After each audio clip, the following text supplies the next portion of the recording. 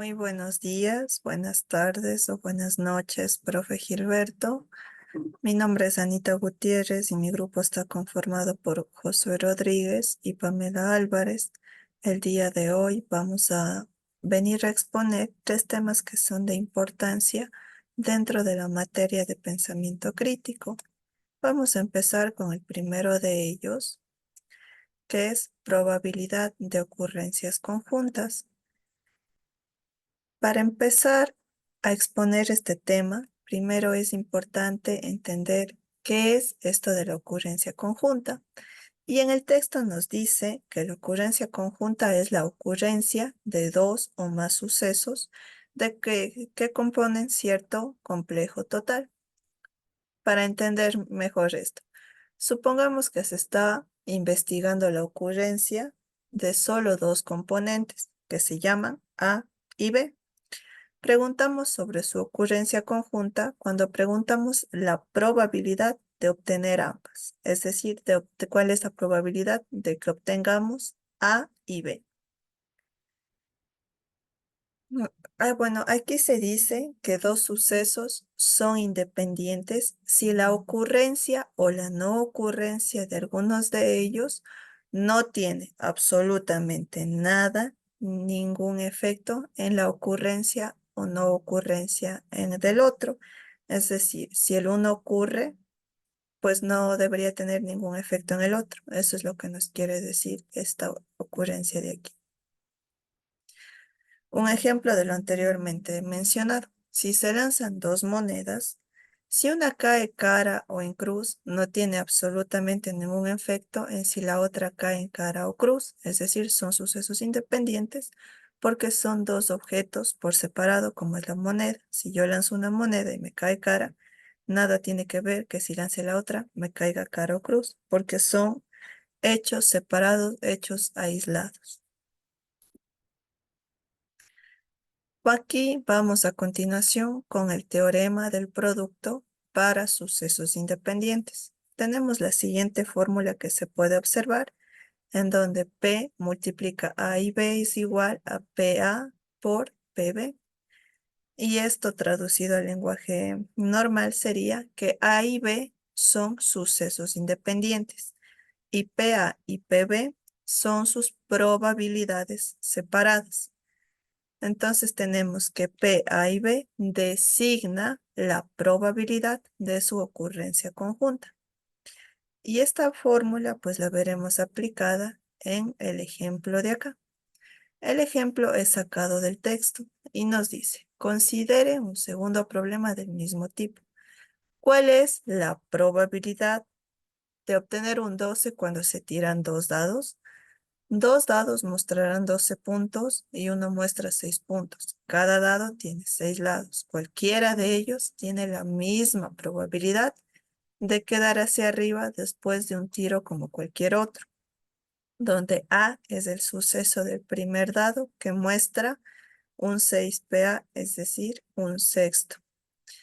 B es el suceso del segundo dado que muestra un 6, por lo tanto, P paréntesis B equivaldría a un sexto. El suceso complejo de los dos dados, mostrando 12, está constituido por la ocurrencia conjunta de A y B.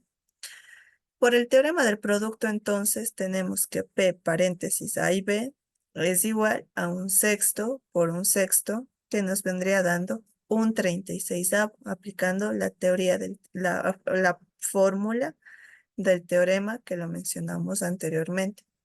Entonces, ¿qué es la probabilidad de obtener 12 en un tiro de dos dados?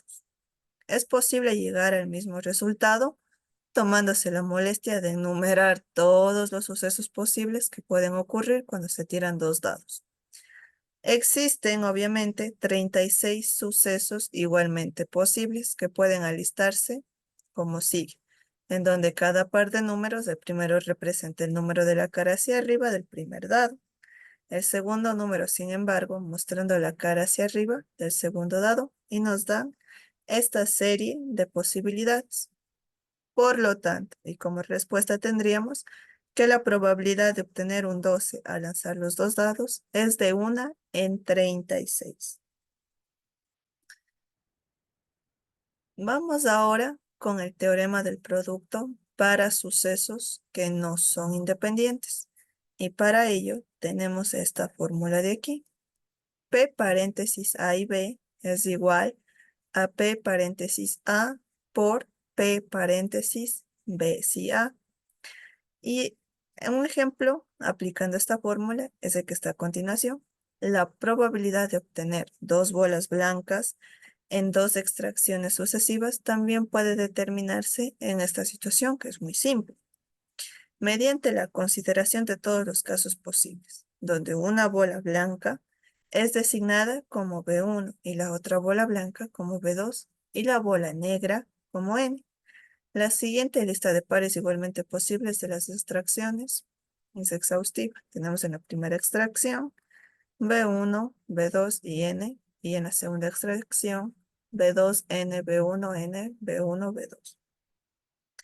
De estos 6 sucesos que son igualmente posibles, solamente 2 son favorables, el primero y el tercero, lo que directamente lo arrojaría como un tercio, es decir, como un tercio de como la probabilidad de obtener dos bolas blancas en dos extracciones sucesivas sin que se haga ningún reemplazo. Entonces, para este ejercicio, la probabilidad de obtenerla es un tercio, por lo anteriormente mencionado, aplicando la fórmula. Aquí hay un ejemplo más claro. Bueno, este es ejemplo, te lo voy a dejar de tarea a ti. Dice, ¿cuál es la probabilidad de obtener tres ases en tres extracciones sucesivas de un mazo de cartas en las siguientes circunstancias? Si si cada carta extraída se reemplaza antes de que se haga la siguiente extracción, y B, si las cartas extraídas no se reemplazan. Yo te recomiendo que pauses el video y lo resuelvas, porque la respuesta va a aparecer en 3, en 2, en 1. La solución: si cada carta extraída es reemplazada antes de que se haga la siguiente extracción, los sucesos componentes no tienen absolutamente ningún efecto entre sí y por lo tanto son independientes. En este caso, aplicaríamos la primera fórmula, en donde existen 52 cartas en el mazo y pues bueno, aquí nos va diciendo que la probabilidad de obtener el segundo A es de 1 en 13, como lo es la probabilidad de extraer el tercer as. Por lo tanto, pues, la probabilidad de la ocurrencia conjunta de A, B y C es de 1 en 13. Bueno, se multiplica un treceavo por un treceavo y por un treceavo. Y eso nos arroja en 1 sobre 2197 resultados posibles. Y el literal 2, el literal B, si las cartas extraídas no se reemplazan, los sucesos componentes son independientes. Son dependientes, pero no son independientes. La fórmula a aplicar es P paréntesis A, B y C, que sería igual a P paréntesis A por P paréntesis B si A y por P, C si A y B.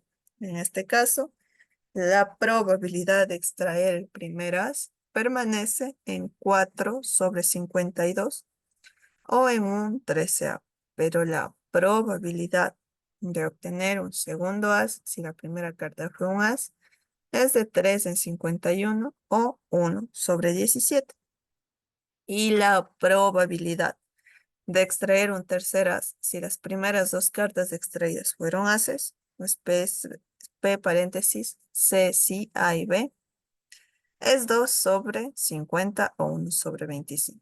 Por lo tanto, la probabilidad de esta ocurrencia conjunta de estos tres sucesos dependientes es 1 sobre 13 por 1 sobre 17 por 1 sobre 25, o si lo quieres simplificar, 1 sobre 5525. Y pues bueno, eso ha sido todo en esta explicación de las ocurrencias conjuntas. Espero que este video te haya servido y que quede un poquito más claro acerca de la probabilidad y sus diferentes tipos.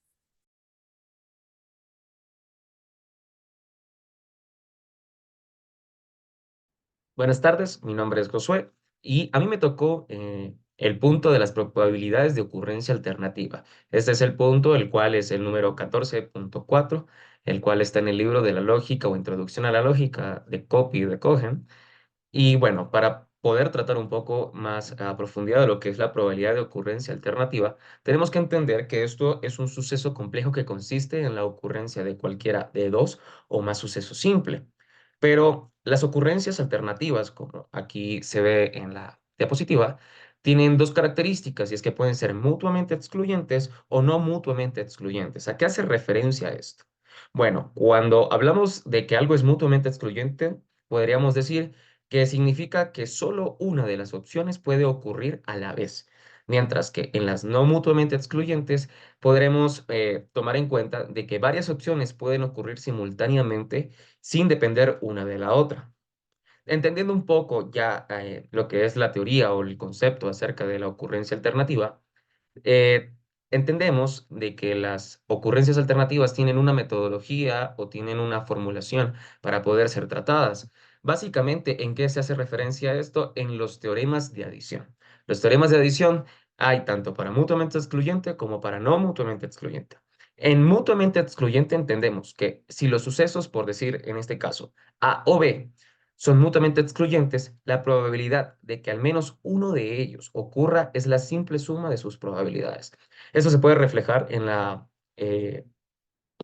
fórmula que tenemos acá, el cual es P entre paréntesis A o B igual a P entre paréntesis A más B y básicamente así es como se podría decir que es la manera de poder entender el teorema de la adición de la mutuamente excluyente. Hay que entender, más adelante lo vamos a hacer con un ejemplo y podemos hacer referencia de cómo básicamente se está viendo esto. Pero en el punto del no mutuamente excluyente es un poco más variado y es que si los sucesos, por decir en este caso también A, B o C, no son mutuamente excluyentes, la probabilidad de que al menos uno de ellos ocurra puede determinarse por cualquiera de estas formas. En este caso, tenemos la forma número uno, que es analizar los casos favorables como sucesos mutuamente excluyentes y sumar las probabilidades de que los sucesos sean exitosos. Y en el punto 2 entendemos que determinar la probabilidad de que no ocurra ninguno de los sucesos alternativos y luego restar esa probabilidad con. En este caso, en el tema de no mutuamente excluyente, vamos a trabajar con la técnica o con la forma número uno. Y con mutuamente excluyente, vamos a trabajar con la fórmula que ya está establecida. Ok, entramos, por así decirlo, ya en lo que es el ejemplo. En el ejemplo tenemos que hay en un zoológico, hay 6 leones normales y 6 leones albinos, ¿entendemos? O podemos hacer una diferenciación en razas. La raza de león, por así decirlo, normal, y la raza de león, el cual tiene esta pigmentación albina, es decir, una pigmentación blanca en su piel. En el otro zoológico hay 3 leones albinos y 9 leones normales. ¿Cuál es la probabilidad de ver a un león de la misma raza en el zoológico? En este ejemplo estamos hablando de un ejemplo en el cual existe lo que antes estaba mencionándose, un momento, ¿ok? Mutuamente excluyente. Un suceso A, un suceso B y con la fórmula. Pero ¿cómo podríamos tratar? Bueno. Hay que tomar en cuenta estas cosas, estas formulaciones que tenemos acá. Formulación A, formulación B. En la formulación A estamos diciendo que existen 3 leones albinos, acá están los 3 leones albinos, y 6 leones normales. Pero a la hora de ejemplificar tenemos que colocar la sumatoria 3 leones albinos sobre 9 leones, que sería el total tanto de albinos como leones normales. En el siguiente ejemplo vemos que tenemos 3 leones albinos, acá tenemos 3 leones albinos y 9 leones normales. Entonces colocamos lo que sería los 3 leones albinos sobre los 12 que sería en total. Esto que nos da en resultado 1/12. Ahora tenemos el punto B. Ya, por así decirlo, contabilizamos lo que serían las probabilidades de los leones albinos, pero ahora vendría la probabilidad de los leones normales. Por eso, en el punto B tenemos 6 leones, acá como dice, 6 leones normales y 3 albinos, pero entonces colocamos acá 6 leones normales sobre 9, igual que acá arriba. lo que serían el total de leones en el primer zoológico. Y en el segundo zoológico, entendemos que tenemos 9 leones, como lo dice acá, 9 leones normales, sobre los 12, igual que en el ejemplo A, tenemos 12 leones y esto se hace una multiplicación, acá está, igual en esta parte de acá, lo cual da un resultado de un medio como probabilidad de que sea en los leones normales. Como nos dice la fórmula, que después esto de acá tiene que ser sumado, PA más PB. PA, básicamente sería, este sería una P, acá también, P, PA, PB. En lo cual resultaría, como nos decía la fórmula, tenemos el PA sobre el PB y esto se suma. 1/12 más un medio igual a 7/12, lo cual nos diría que tenemos una probabilidad de cualquier, o sea, ¿cuál es la probabilidad de ver un león de la misma raza en el zoológico? 7,12, que fraccionado tendría un resultado un poco diferente. Lo cual podríamos decirlo de una manera expresada que nos da un resultado, vamos a colocar acá, nos da un resultado de 0,583333, así hasta el infinito. Entonces, podríamos decir que esta es la probabilidad, pero expresada de una manera diferente, entendemos o podemos ver que está resumida básicamente en este resultado de acá, 0,5833, que sería la probabilidad. Este sería el resultado del primer ejercicio, el cual hace referencia a los mutuamente excluyentes. Pero, ¿qué pasa si en este caso, me lo limpiamos todo esto de acá? ¿Qué pasa si ahora el caso es un poco diferente y ahora tiene que verse en, como podemos ver acá, en el no mutuo excluyente? En el punto número 1, que fue el que dije que iba a analizar, entendemos que es analizar los casos favorables como sucesos mutuamente excluyentes y sumar las probabilidades de los sucesos exitosos A, B o C. En este ejemplo, ya podemos observar un, un ejemplo parecido con la misma temática, pero ya desde la parte de los no excluyentes o no mutuamente excluyentes. Si en el zoológico, bueno, si en dos zoológicos sacan para observar un león por cada zoológico, en un zoológico, en el primer zoológico, tenemos a 6 leones normales y 3 albinos, y en el otro zoológico hay 3 leones albinos y 9 leones normales. Pero ¿cuál es la diferencia del anterior ejemplo? Es que en este, bueno, o en este ejemplo es que se saca solo un león a observar por zoológico. Entonces, ¿cuál es la probabilidad de ver un león de la misma raza?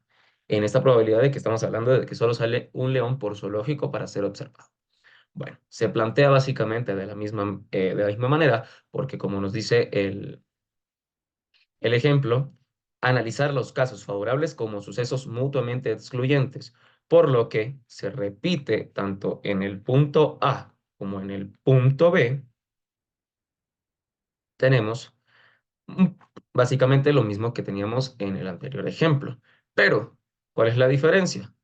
La diferencia es que y sumar las probabilidades de los sucesos exitosos A, B o C. Entonces, aquí entra el punto C. ¿A qué se hace referencia al punto C? A la primera posibilidad del punto A y la segunda posibilidad del punto B. Entonces, si aquí tengo un pequeño error, aquí es una multiplicación. Si en este punto hacemos 3/9 por 9/12, nos da un resultado de 13/12. Todos estos resultados de acá, tanto 1/12, 1/2 o un medio y 13/12, tenemos que hacer la sumatoria, como nos ha indicado en el anterior, la sumatoria de las posibilidades exitosas A, B o C. Entonces, entendemos y tenemos acá el punto A, en este punto tenemos el punto B y en este tenemos el punto C. Y la sumatoria de todos estos nos da una probabilidad de tener lo que sería 5 sobre 3. Si hacemos un cálculo rápido, o bueno, una manera diferente de ver este cálculo 5 sobre 3, entenderíamos que sería 1, mejor lo hago de la siguiente manera, entenderíamos que el resultado sería 1.666666666 y un 7 al final. Esta es la otra manera de poder observar el resultado de este resultado que está acá, que sería la sumatoria de las probabilidades exitosas. Este sería el resultado. Pero, ¿qué es lo que podemos ver o qué es lo que podemos observar? Tanto de diferencia entre el primer ejemplo y del segundo ejemplo, sencillo. En el primer ejemplo entendemos que es mutuamente excluyente y de que una situación no puede suceder sin la otra situación. Ambas tienen que suceder de la misma manera y en el mismo momento. Pero en el segundo ejemplo, tanto la opción A como la opción B como la opción C pueden suceder de maneras diferentes, siempre y cuando sea de manera exitosa, como nos mencionaba en la parte de la teoría. No es necesario en la parte de los no excluyentes o no mutuamente excluyentes que sucedan de la misma manera y a la misma vez. Entonces, básicamente, esto es lo que podemos entender, lo que podemos analizar sobre lo que serían las probabilidades de ocurrencia alternativa. Muchas gracias.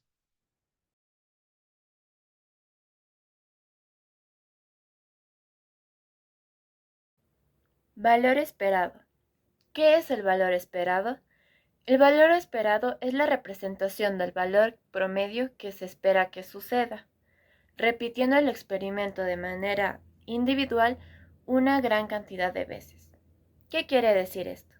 Para entenderlo mejor, partiré por un ejemplo. Tenemos un dado de 6 caras. Cada una de las caras tiene una probabilidad de salir una de 6. ¿Por qué? Ya que, como el dado tiene 6 caras, cada una de las caras tiene una probabilidad de salir. Entonces, ¿cómo se calcula el valor esperado?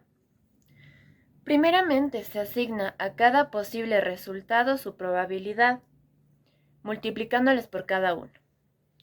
Como mostré en la diapositiva anterior, tenemos una fórmula. En esta se encuentra x igual a 1 por 1 sobre 6. ¿Qué quiere decir esto? La primera cara se multiplica por la probabilidad que tiene de salir. Como dije anteriormente, la probabilidad que tienen cada una de las caras de salir es una probabilidad de 6. Entonces, cada una de las caras se va a multiplicar por la probabilidad que tiene. Este valor nos da un resultado.